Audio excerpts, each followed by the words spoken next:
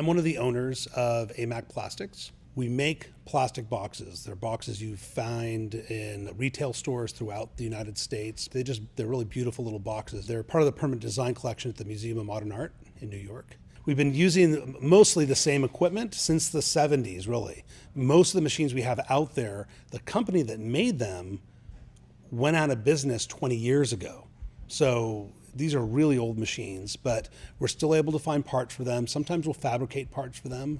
It's really fun to be able to keep these things alive. That's not to say that new machines wouldn't be good, but we've been able to do a lot with a little here. Some of our molds we've had literally since the 1960s, where they're well past where any respectable molder would keep running them. But we have an amazing crew out there that figures out ways of keeping them going. George is a really critical bridge from one generation to the next. And there's a whole middle level of guys in their 30s, 40s, 50s, even 60s. It's a lost generation of engineering knowledge. So George plays this critical role in helping us transfer that knowledge to this new generation of makers. We have a mold that hasn't been used for a while, and then when we filled it with plastic, the part stuck. And so we have to take the mold apart and take the cavity where the plastic is, take that all out and clean it off and repolish the cavity so the plastic doesn't stick inside the mold. We have to be careful with it, and we try to maintain it with the idea of longevity. Well, I was able to repair a mold that they thought was irreparable. Yeah. So I improved it. So actually it improved their production 50%. That's the satisfaction of the job. I think more importantly, he's starting to instill within our whole staff this notion of self-sufficiency. The idea that we can take what we have and create new possibilities, and it's very empowering to our employees.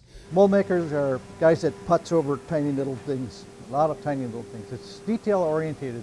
But I can sit at the bench and I can polish until the minute little scratches are gone.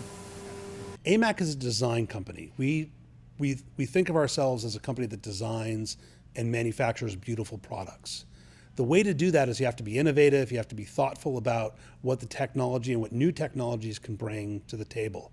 George plays an important piece in helping us understand how we can take that existing technology and create things that are really beautiful.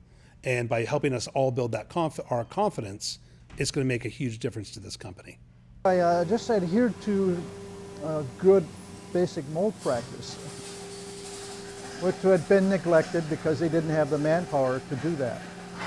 So we just returned to some solid basic principles. That itself can be very productive. That's the difference between making parts and not making parts. If the mold is dirty, you won't make parts, even if it's brand new.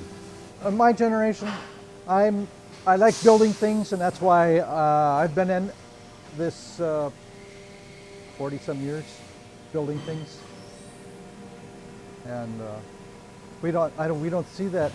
I don't see that a lot of young men doing that anymore. Yeah. They're not builders like we were. So now companies that want to do manufacturing, there's a shortage of fellows that want to build things.